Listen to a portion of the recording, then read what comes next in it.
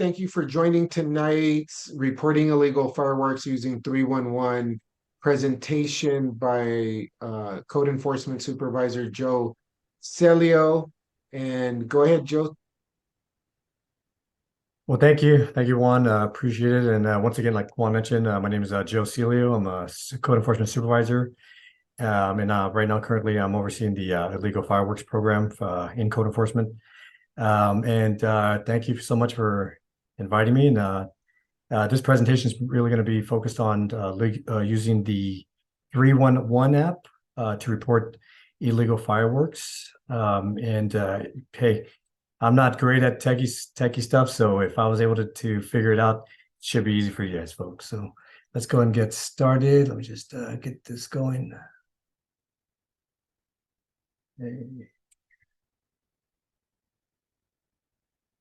Okay, so as always, the first thing you need to do is download the City of San Jose 311 app. And it's available on if you have whatever device you have. You could do a search, just search San Jose 311 app. This is the logo that will come up. I know sometimes when I did my search initially, there was other logos that mentioned blight. So you want to look at this logo. This is the one that you want to download.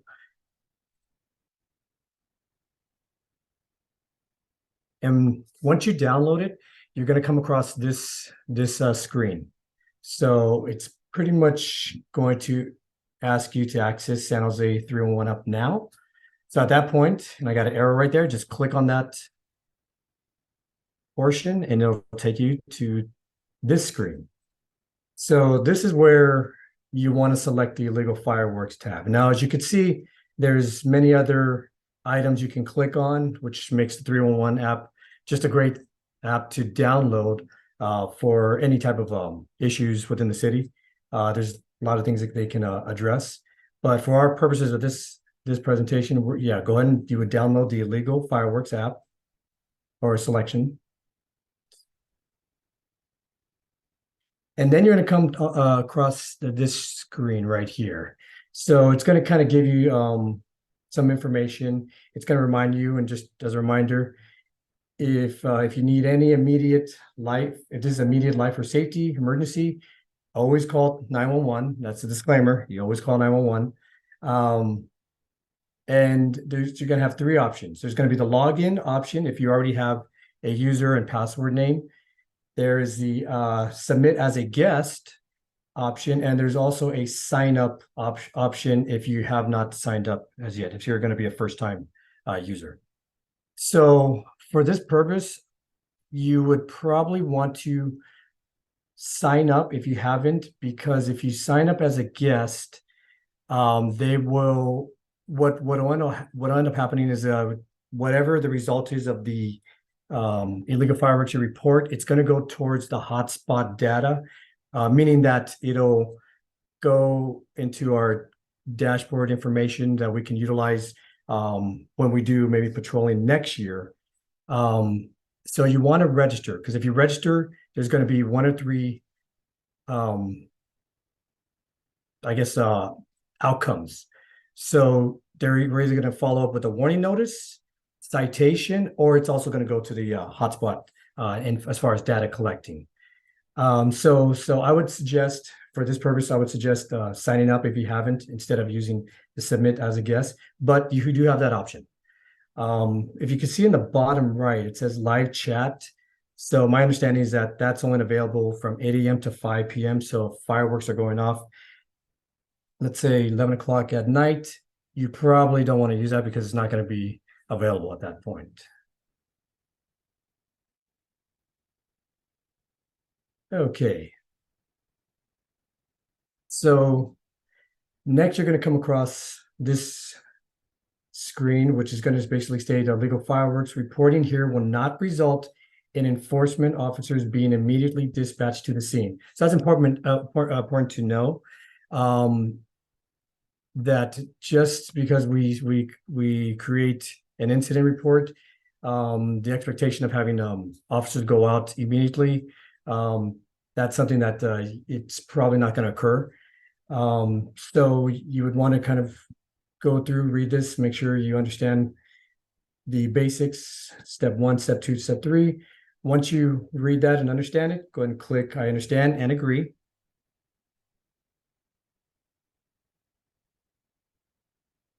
So then it's going to bring you to this section here. So this is pretty much where we're going to start getting some information from you. We need to know, obviously, the date the fireworks incident occurred. So you don't necessarily have to submit it on the day of. So if for some reason you were not able to get around to submitting the incident, you can submit it 2-3 days later. This is just strictly for the date the incident occurred. So for example, 4th of July, let's say you would want to put 4th of July, but let's say you forgot to create the incident and it's 7th of July. That's totally fine. You can go and do that. This is mainly, we just want to know when the date the firework incident occurred. And then there's a little drop down as far as time of fireworks. Let me see. Can you guys see my cursor? Okay, I hope so. So this section right here, as you can see, it says 9 p.m. to 12 a.m. So they're in like basically 3-hour increments. So there's a little drop down button here. It'll bring down, I believe, 1 to 3 and possibly 3 to 6. I'm not sure. I have to double check. Or it could be actually 10 to or 9 to midnight. Something to that effect. So it's not, you don't actually have to have a specific time. You can just do a drop down and you'll have that little range right there.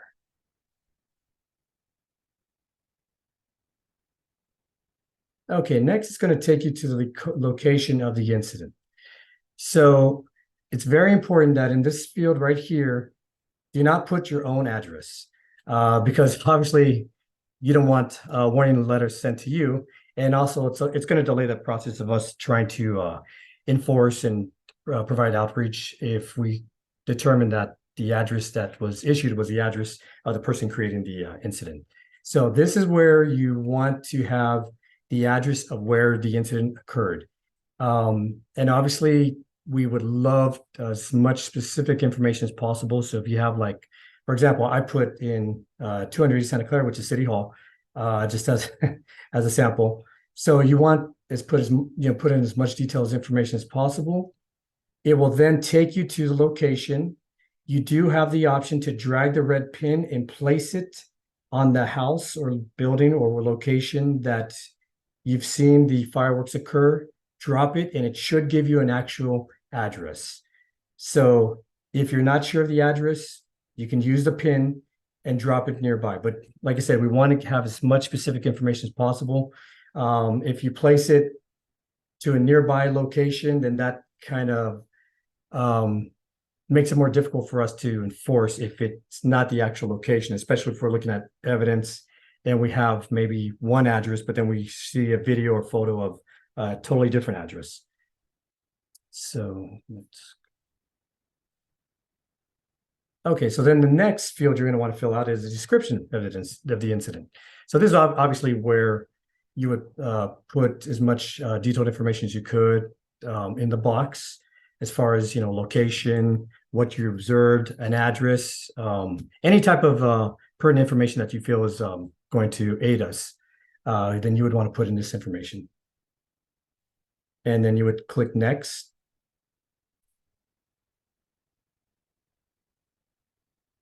So then we're going to continue to inquire about the incident.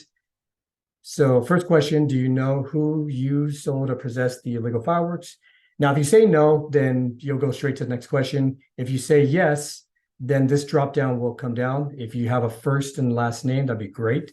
If it's more than one person, you can fill them out in the fields over here. And then next question would be, do you have a photo or video evidence of the incident? As I stated, if you don't have any, then you'll just go to the next screen. But if you do, then this will come up again, and then they'll have an option for you to drag a photo or video into this location right over here. And depending on the size of the photo and the video, you may have to resize it to fit the box. So I believe the max is 10 MBs attachment. So that's something to think about, depending on the quality of the video or photo, like I stated, you may have to resize it. So you would place it there. You can place, as it states, photos, videos shown to observe fireworks activity occurring. And then you would just hit next. And then this is where we are going to want to get your information. So you would fill your name, your full address, phone number, and email. And then you would want to go over and take a look at the acknowledgements. I understand my report will not result in an immediate emergency response from police or fire. If this is an emergency, please call 911. I understand my information will remain confidential, but may be released if required by law. If enforcement action is taken, citation, etc., I understand I may be asked to testify about the content of my report. So once you read all that and you agree, check all the boxes, and then you're going to go to next. And this is basically just a review of everything as far as your name, the information, the location. And if everything looks good to go there, then you can hit to the next box, submit. If it doesn't, you have the ability to go back and make any changes. And voila, that's pretty much it. You're going to get this page, which is going to give you a reference ID number. You may want to jot that down, take a screenshot, whatever the case may be, just for your records. You will probably receive an email shortly after this, confirming that you created an incident report. And if for some reason, let me go to the next slide, you have no app, no problem. You can also visit the City of San Jose Fire Department webpage, or you can call 408-535-5600 to basically go through the same steps and create a case. If for some reason, like I said, you don't have an app. Now, if you visit the City of San Jose Fire Department website, they do have a portal, and this is just a screenshot from their homepage. So this is on their homepage. As you can see on the bottom corner, it has report illegal fireworks. So you would want to click on that. So now we're going to the whole, if you have a desktop, for some reason you don't have, you're not able to get the app. You can also create a incident report through the San Jose Fire Department website. So once you click on that corner illegal fireworks option, it's going to take you here. You can click on this link, or you can click on this link right here. And it's going to take you to this process, which was basically the beginning of the app creation. So, and then you're just going to go through the same steps that we just went through right now.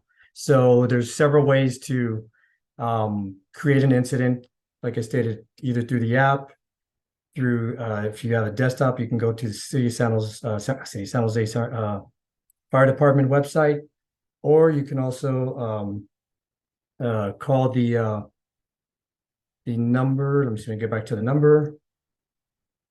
408-535-5600.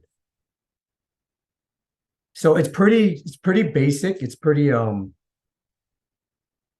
would say it was pretty simple. I just started using it last week. And it was pretty self-explanatory. It's pretty user-friendly. I was able to create fake cases just so I can get a feel for it.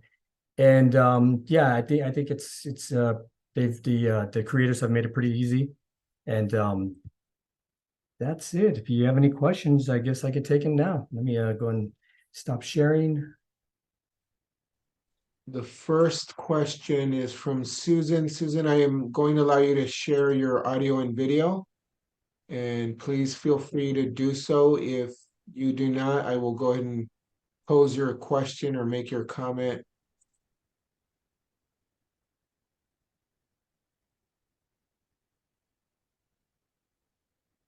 And there's Susan. Hi, Susan. Hello. Whoops.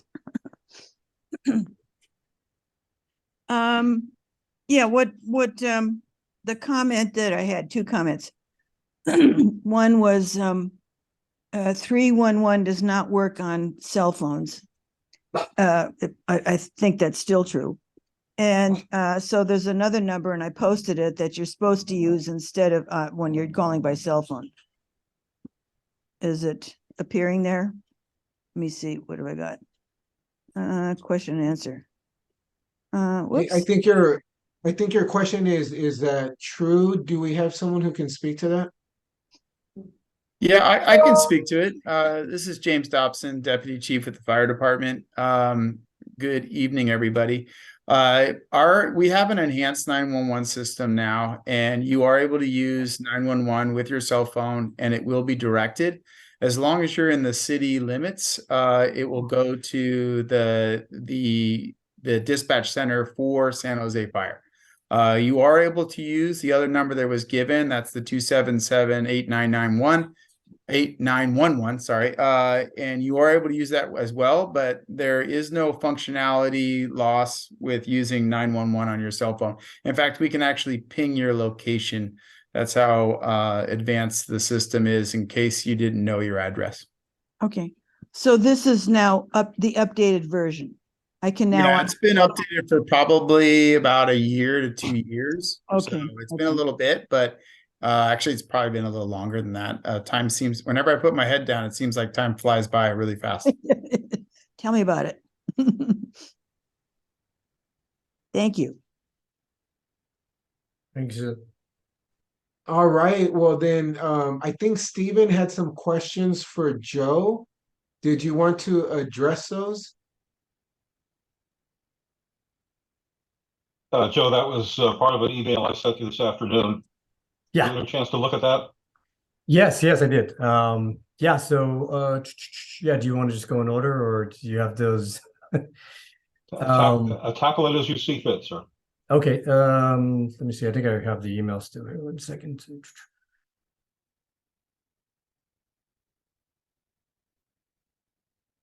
So one of them is would 2 or more separate reports regarding the same address from 2 or more separate reporters make a difference?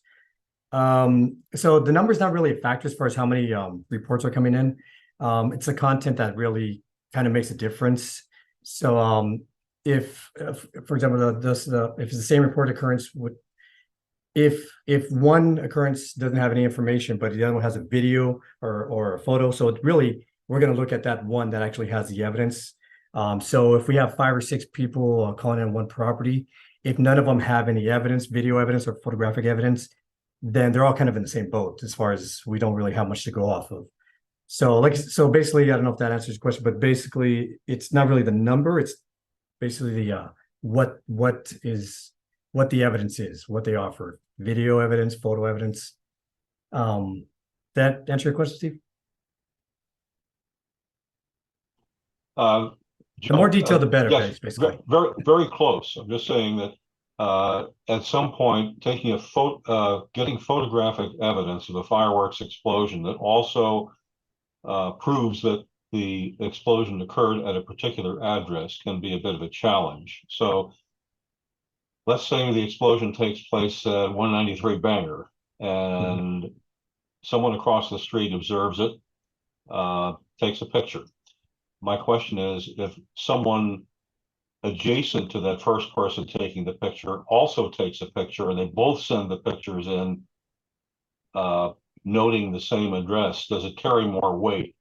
I guess what I'm getting at is, what's your criteria for deciding what's going to generate a citation, so that us reporters out here can enable you to get to that finish line?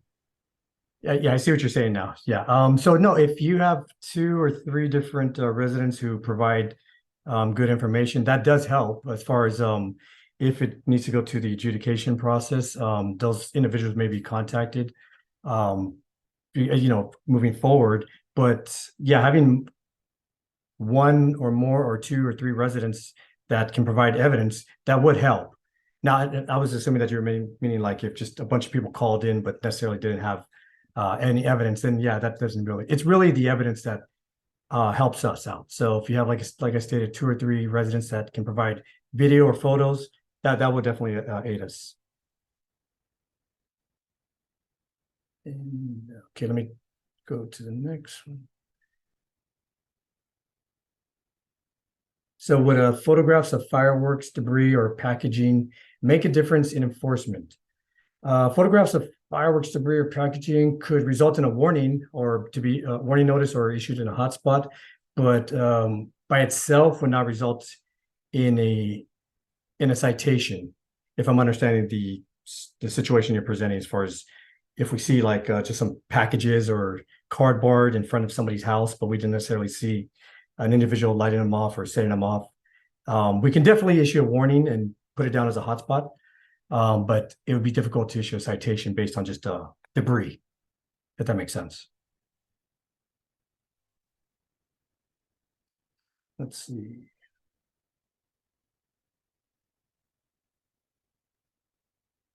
And let's see, what when reporting illegal fireworks, what evidence or information is needed to potentially result in a citation?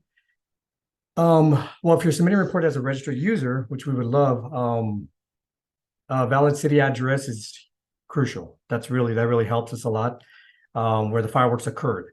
The clear, detailed description of what they observe always helps. Photos, video of fireworks occurring at the property is number one. That really makes our job easier. And let's see, what else? It doesn't guarantee, a lot of these things that I mentioned doesn't guarantee a citation will be issued, but it does help because, as you know, there's case-by-case situations. But yeah, the more evidence we can get, the better it is for us to give us the ability to issue a citation. Was that it, Stephen? So that was about 3. Was there another one that I'm missing? I think you're on mute. No, Joe, you got it. Okay. You got those couple of others on the Q&A. Well, thank you. Let me review the Q&A. One is from Greg Peck, and actually give me a second. I have to promote Greg to panelist so that he can ask his question. And Roma, I will also promote you to panelist as well so that you can do so. And go ahead, Greg, whenever you're ready. Hi, Greg.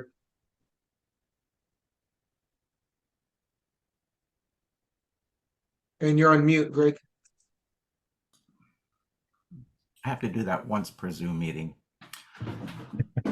Will there be a task force this year to tackle illegal fireworks with some community engagement during the night to tackle some of the hot spots? Is there something planned for that this year? Well, I can't speak for fire or PD, but code enforcement during that portion, we won't have any inspectors going out. I don't know if Yeah, I can John, answer for okay. fire. And so regarding fire, we have an internal dashboard that shows active cases that are going on. The goal is to be able to utilize that to do drive-bys of impacted areas. The challenge is, right, like we have a very large number of calls during that time, and just incidental, like, or just reports will not take priority over somebody that is suffering a medical condition, or if there was a fire, of course. But the goal is to be able to utilize that data. And it's, I don't want to speak for PD, but in our discussions, they also will be utilizing information from the dashboard.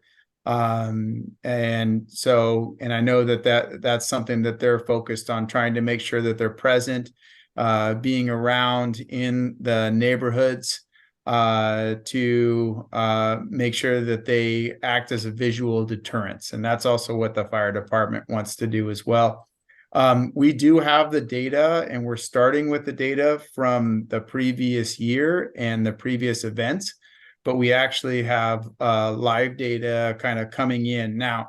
Normally we make plans ahead of time, And so adjustments won't be as in real time, but will be made for kind of the next operational period as far as the fire department goes. There also is in development, and we'll be putting it out on our the San Jose website for fireworks, a forward-facing dashboard that allows the public to see the number of hotspot or reports that have come in, the number of citations that have been issued. Understand that there's a lag on the citations because they have to be reviewed and evaluated. But then also any warning information, and that'll actually give information by council district. And so but the map, you won't have the same functionality. The functionality will not allow somebody to zoom in on a single address, but it will give you a general geographic area and definitely identify where those hotspots are. That's in its final preparation stages, and hopefully will be put out it will be put out this week at the latest. Hopefully that answers your question. All right, it looks Hey. like the captain has his hand up. Yeah, hi. My name's Steve Donohue. I'm a captain with San Jose PD. I'm the Southern Division captain. In the patrol field operations, we have 4 divisional captains. I'm one of them. So everybody in Southern Division, I'm your guy. So to answer your question from the police department's perspective, we will have officers assigned to pay cars. Now, these voluntary pay cars are not filled at this time. We have put them out to the officers to say, hey, would you like to come in and work overtime for this shift, enforcing fireworks? If they agree to do that on their own time, then yes, we will have specifically dedicated officers just to fireworks enforcement. Outside of that, every divisional captain has had the opportunity to build their own operational plan, if you will, for their division, because all our divisions are unique. So our operational plans, however, are very similar in structure. So the way it's looking is this: we have polled our communities, we have polled our council members, and we have gone to historical data to look at where these hotspots are that we see fireworks being used every year. And with that information, we build a hotspot list. And then we provide that to our patrol teams, and they go out and will be patrolling the hotspots, call volume allowing, I should say, that will be patrolling the hotspots on 4th of July and the 2 weeks prior. So as we see people starting to light fireworks off and have this in front of their homes, hopefully the patrol officers will become a deterrent. If they're able to catch someone doing that, they will be writing up the information for citation at a later time, right? Because we have that ability, especially with code enforcement. But we also want you to be aware that we will be out there, call volume allowed. So if the officers are tied up and they're responding to violence and other issues in the city, they will not be able to patrol those fireworks hotspots. And we would be relying on any of the voluntary pay cars to do that. And that's why I think this meeting is so important, and code enforcement's instruction on how to use the 311 app, because especially this year, we're very much relying on the community to help police the fireworks in the city, because we can't do it alone as law enforcement or as the fire department, right? I don't want to speak for Chief Dobson, but we do need the community's help here, right? And we need you to report what you see in your neighborhood and let us know. So on the back end, there's something we can do about it. One thing I haven't heard it yet, but I definitely want to mention the fines on this are outstanding. You're talking about $1,000 for the first fine, which was voted in by city council, and that I think rings very loud within the community that this is a huge deterrent and a big issue for our city that we want to address, and then we take it very seriously. So if anybody has any questions for the police department, I'll be here for the remainder of this meeting. Thank you. All right, next, Roma, you had a question? Yeah, first let me just say to Captain Donohue, and I believe I believe we have fire department on. I don't know if that's Mr. Dobson or not. At any rate, I think we have somebody from fire department. I worked on this issue as a council aide, and I want to start out by saying it has improved so much since the mid 2000s. So my compliments, and I'm sorry I got here late, but I am going to try to learn the 311 app. So at any rate, my compliments to public safety for how you've improved your service on this issue. I live very near Williams Road and Boynton, the Starbird area.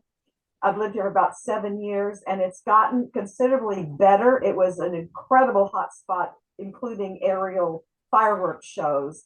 But I notice it's starting to creep back up again, and it's been bad. So I'm going to check out the webpage.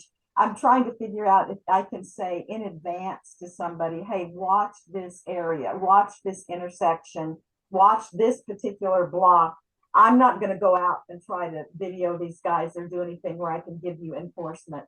I know what you need, and I can't do that. But is there a way to say, give somebody a heads up through the council office or to PD to please do watch this particular block? And thank you very much. So I can answer for the police department. I know Chief Dobson's going to have something for the fire department too, right? But we are gathering our hotspot information now. So you're more than welcome to email it to me and your address, and I'll figure out which captain it should go to.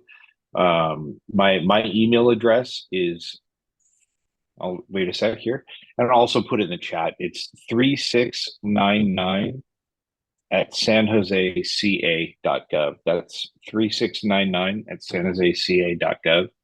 And if you have an address that's a hotspot, go ahead and email it to me, and I'll make sure that it gets to the correct captain for that area, and they'll build their hotspot list. I do want to be clear though about what a hotspot is. It's not, for us, it's not someone that last year lit fireworks off. This is a repeated area. We want somewhere that we're going to go and probably find someone lighting fireworks this year, right? And that takes some repetition. It's not the House of College kids that were there last year and lit off a bunch of fireworks, but they don't live there anymore, and we just want to keep an eye on it, right? So somewhere repetitive, somewhere where there's a high likelihood that we're going to find fireworks, because we have very limited resources, and to devote them to that area, we definitely want to have the likelihood of reoccurrence. Chief? Yeah, thanks, Captain Donohue. I appreciate it. Glad to have you on. I think that's very similar with the fire department. My email is a little easier. It's just james.dobson@sanjoseca.gov. But you can always give me information. What we're doing in similar is identifying areas, general areas, neighborhoods that have had historic fireworks use, and then we're trying to, how I would describe it is not only be active in driving around, but in between calls, because we do have a really large spike in calls that come out of that time. We're taking the long way back to the station, meaning like, it will be driving through neighborhoods that are identified on our hotspot mapping to kind of make sure that we're present, passing off information that if we see something that we are telling them that fireworks are illegal.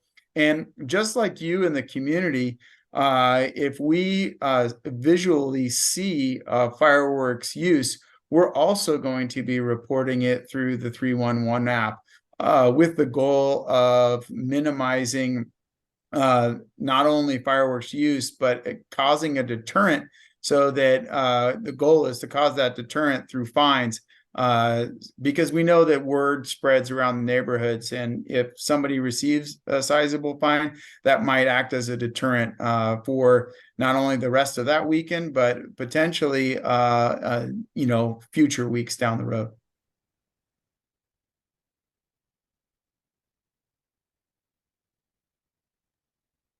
All right, next we have Bill. Hi. I had a question. How many citations that result in some sort of penalty or fine occur each year? And is that number going up? As far as code enforcement, I believe I have to double check on that, Bill, as far as the data from last year. But I believe it was pretty consistent with the other years, and I don't know if Chief, if you have any data from how many citations were issued last year, but yeah, and we want to see that number go down, so hopefully it does go down. But as far as that information, I can get that information and get it to you. Okay, thanks. Yeah. We do have data on that. I'd have to locate it right now. I'm actually kind of trying to look it up, but we give a presentation to the PIS-FIS, which is a council committee, every year, and we provide that data. And it has historic data on it as well, as far as the not only the reporting, but also the citations. I will say that we've had with the advent of having 311 come in, we have had much more actionable data. It used to be that if there was any incompletes, that data couldn't be actionable. So we saw a huge spike last year as far as our ability to investigate and actually issue citations when 311 came in, because it requires people to fill out a minimum number or minimum level of data, which is actionable. And that's for the registered users. The anonymous users are, that is used for hotspot data for us for future planning, as well as our campaign information, but it does not, it's not actionable because there, and if you have questions more about that, I'm sure Joe can answer. Yeah, for me, it's as just a citizen, it's frustrating to look out your window and see the same area have fireworks going off for hours, and it seems like it would be easier than I guess it really is to stop some of these folks who keep doing it year after year. And I guess that's the hot spots you're talking about. But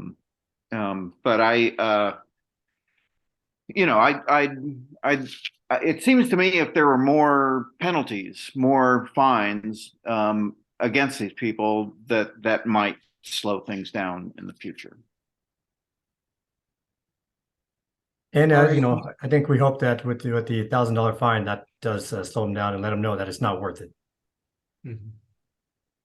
Next is Lee Miller. Thank you. Came back.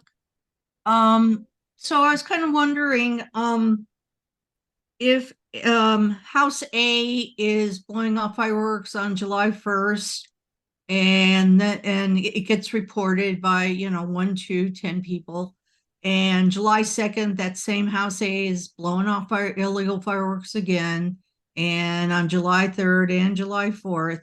Does the city of San Jose do a what we call here in Sacramento stacking, that each time a incident is reported on a certain day, that they get fined the first time $1,000, the next time they'll get fined $2,500, the third time they'll get charged $5,000, and it could go up to $10,000. So I was just kind of wondering if you guys do, if you also do a stacking like we do here in Sacramento County.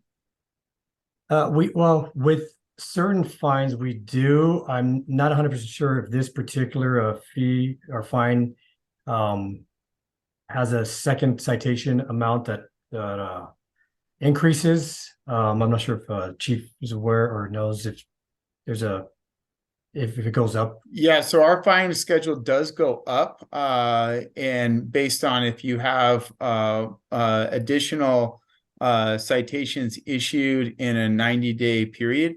So it does ratchet up. It gets higher and higher each time And I can provide all that information to Steve. In fact, I think Steve has it because Steve, were you issued the toolkit or did you get a copy of that? I did. In fact, Lee has a copy of the flyer that shows the various increments of the fine steps. Yeah, so it ratchets up, and so yeah, we want to make sure that information's out there for you based on the number of incidents that happen. So in a way, we don't call it stacking, but we have the fines elevate as additional citations happen. Okay, thank you. I can jump in here and answer a couple of those questions that we just had. So the fines for the first violation is $1,000 for the first. The second violation is $2,000. The third is $3,000. And the first violation of sale of illegal fireworks is $50,000.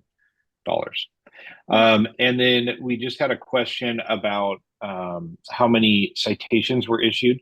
So I pulled up the report. It was reported to City Council in September of last year. And this is the code enforcement portion of the report.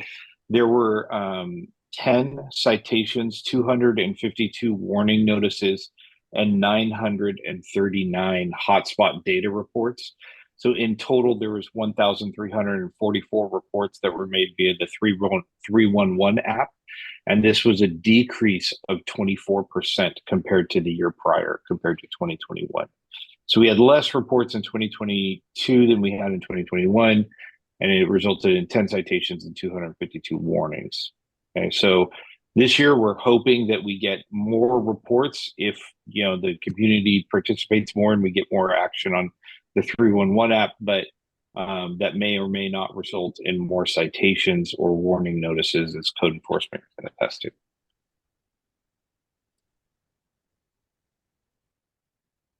Yeah, and we really saw a spike in the 2000 timeframe. So last year was a reduction, although due to potentially the drought, which is one of the things that contributed to it, we did see, as far as the fire department, a slight uptick in the number of calls received by the fire department and responded to, but we saw more of those calls result in fires. So we did see an elevation in vegetation fires and structure fires, which again could be partially due to the drought conditions. Fortunately, this year we have much more favorable conditions as far as where July is.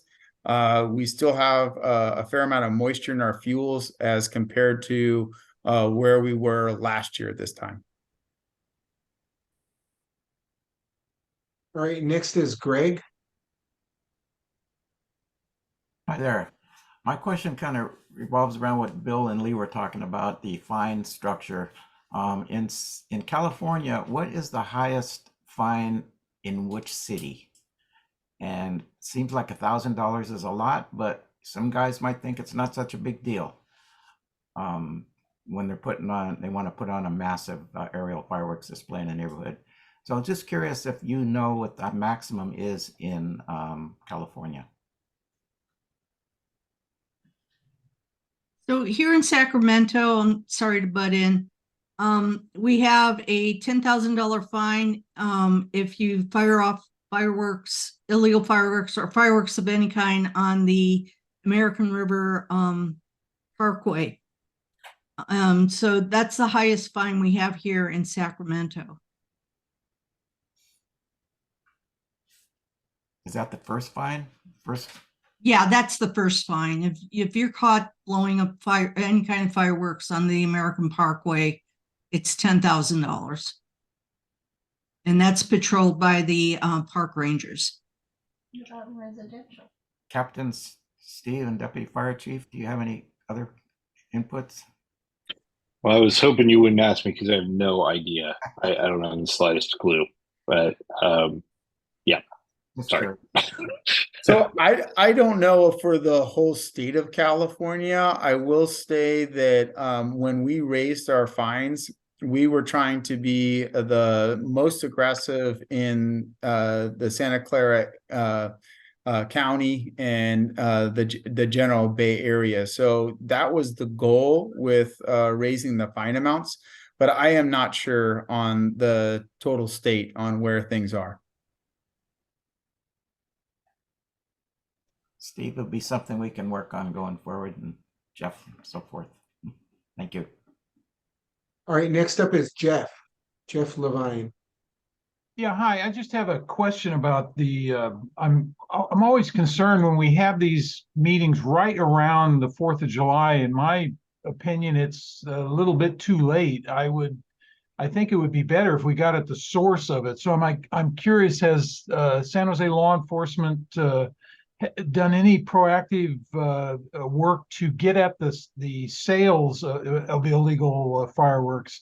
And the reason I'm bringing this up, they had that storage place that exploded apparently from illegal fireworks storage, and I think there was an arrest made. So I'd just be curious from the law enforcement side, what, if anything, has been going on? Well, thanks for your question, Jeff. I would love to be able to say that we've been able to go after fireworks possessors and dealers proactively, but we haven't this year. We have not had the funding, staffing, or time to be able to do that. Unfortunately, we don't have a unit that has that ability, right? So even in our bomb squad, we only have one officer assigned to it, and we don't have the resources to go after fireworks proactively. In the past, we've done it on overtime, and we have a sergeant that seems to love them. And every year we would give him overtime money, and he'd get a cadre of officers together and try to do undercover buys and things like that. Unfortunately, this year that wasn't able to happen. So, so the short answer to that is no. We're not proactively doing undercover buys or going after fireworks possessors at this time. That being said, we are doing things proactively within our divisions to try to affect the problem as they pop up before the 4th of July. So what you'll typically find, and it's funny to watch, is let's say I'm a guy that goes over to Reno and I buy some fireworks that are illegal here in California, and I come home. I cannot help myself. I cannot wait until the 4th of July, and I will set them off ahead of time because I'm greedy and silly and want to do this thing and see if they work, right? And that's when we catch them. And we have been catching people with fireworks, and we will confiscate them, write the reports about it, do the reports. So yeah, we're doing that. I understand the budgetary limitations within SJPD. What I know has gone on in the past years is there's been collective efforts amongst the various counties and municipalities to go over, because it's quite frankly it's silly. You can't say, okay, with San Jose we'll just work on stuff that's in ours and nothing across the board. So it takes like all of Santa Clara County, maybe even at the state level, to address it in a collective way. Maybe Santa Clara County sheriffs. I know there was some of the cities and then the peninsula participated collectively in some busts in prior years, and they're pretty small departments. I think Brisbane, and there may have been Menlo Park. I could be getting the cities wrong. So I think going forward, maybe is it possible that we could reach out and partner with other agencies? So I think I can answer a little bit of that, Jeff. We have been coordinating with not only the county, but and that's all of the fire marshals. But we've been trying to get information also on a state level. We know that the bulk of the fireworks, the large mortars, come in out of state. There's been efforts as of last year to try and ask our Attorney General to communicate with our neighbors as far as Nevada on trying to prevent the illegal sale of fireworks and transportation across state lines. So there is collaboration, there is coordination that's happening.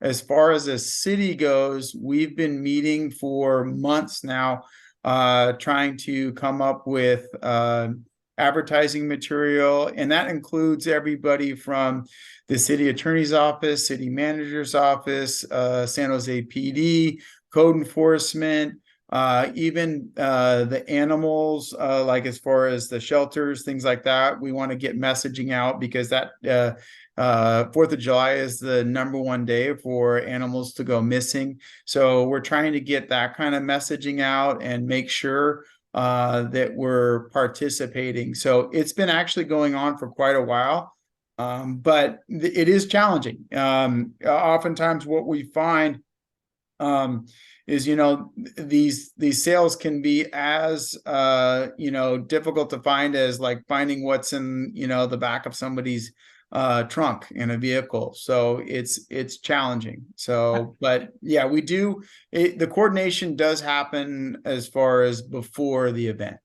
I'm going to give you just one little personal anecdote, and then I'll cut myself off. I've been involved with this for years, and I'm in the downtown area, and and we have the hot spots identified, and so this has bothered me for 10, 15 years, and I've tried to participate any way I can. About 5 or 6 years ago, I was wondering, where are people getting all these damn mortars from? Yeah, I know it's not, at the corner or the go up to Pacifica, the Safe and Sane, where it's still illegal. So I just said, let me just see what I can do. And in 5 minutes, and I've never done this before, in 5 minutes, I Googled, and I was on a website, I think it's in Nevada, ready to place an order for all kinds of crap. And I got it all the way. I didn't give any credit card information, got all the way to submitting the order. And I kept waiting for it to say, no, you can't buy it here. No, we can't ship it. No, we can't. And so if somebody is as naive as I was able within 5 minutes to identify a site in Nevada, I think, or Nevada or Arizona, it should be pretty easy to identify the major sellers of this. But again, that would take obviously the state and the federal government cooperating to try to put it into it. So that's my little 2 cents. Well, I would say, Jeff, that we share your frustration. We see property loss, injury every year, and it's we're in the business of trying to prevent property loss and injury and loss of life. So we share your frustration, and like, rest assured, we are trying to collaborate and try and bring an end to it. But it is a very challenging situation, especially with how transitory somebody can set off a firework and then just not even be there, by the time it explodes. All right, next is Steve Bennett. Thank you for allowing me to speak. About 2 years ago, we have the neighbors from hell moved across the street, renting, and you got about 20 of our neighbors a little upset, and they start their fireworks, and they put it in front of my driveway, and this goes on for an hour or two, and they put bombs. It sounds like bombs going off. It's very terrorizing, and stuff's landing on the roofs. And they talk to me, the women are out trying to talk to them, and I asked them not to do it. I tried to, cut a deal, do the fireworks, no bombs, but then they did the bombs anyway. I've talked with one of the captains in our police department, in our Evergreen, our District 8 Community Roundtable, and I happened to talk to Chief Malta about this. And can we contact the owners of this home and let them know we're going to complain? First, I got to upgrade my phone, and I got to get cameras all over this house in case there's retaliation. It's kind of scary, but I'm going to go through with it.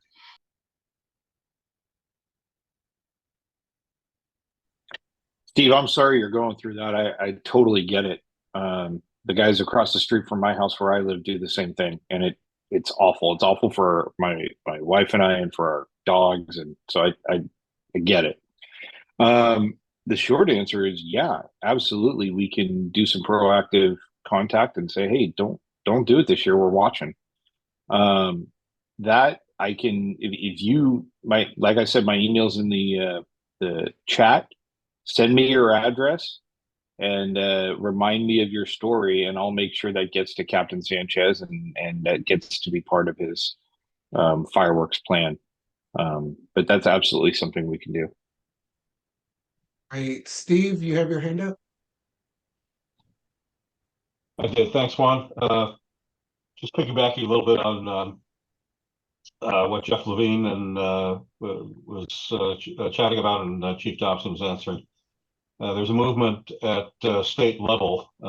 Lee Miller is aware of it. Citizens Against Illegal Fireworks in Sacramento, and a group of us here in the All District Leadership Group been working with folks at state level. I think Senator Cortese's representative is with us tonight, and they have been working, trying to get the Attorney General to follow through on the existing California Health and Safety Code 12704, which requires the Attorney General to bring legal action against those who are importing illegal fireworks into the state. So far, we don't have a commitment from the Attorney General, but we're working on it. There is a bill working its way through the California Senate, AB 1403, Lee, I think it is, that beefs up the Attorney General's power to bring legal action against the Nevada retailers. There's a great deal of coordination that needs to take place, not only within the county here between the various law enforcement jurisdictions, but also at state level. It's going to take some doing. It's going to take some time, but I believe we're going to get there, both from the standpoint of law and the standpoint of legal action. I believe what has to happen in the case of the 13 Nevada retail stores that are responsible for selling most of the illegal fireworks that are in our skies here in California come from the same 13 retail stores. And to get after those may take federal Department of Justice prosecution. So it's all in the wind and it's being worked on. All I can say is that we encourage everyone to follow Joe's advice and make sure that they report those addresses so that what resources we have can be brought to bear on the violations taking place. And I feel sorry for you, Steve. I hope you'll get that information to the captain, and we'll do what can be done. We're going to get there. It's going to take some time. And as Steve Donohue said, we need to pitch in and get that information to our police and fire people so they can know where these hotspots are and take action. All right, and the last question is from Sin, who I tried to promote to panelists, and she or he may not want to be on video or audio, and so I will read it.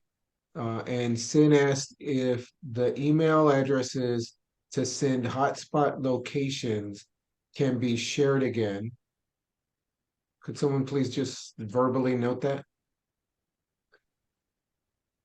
Sure. My email address is james.dobson, just like it's spelled on the screen, at sanjoseca.gov. I work as the fire marshal and I'm a deputy fire chief. All right, thank you. And I think that's all the questions, all the comments. I appreciate everyone here taking the time to answer and to be thorough. This recording will be shared widely with 6,000 plus people, and that should happen within the next couple of days. We're all volunteers, so it does take a little bit of time. So again, thank you all, and want to wish all of you a wonderful night from the San Jose All District Leadership Group.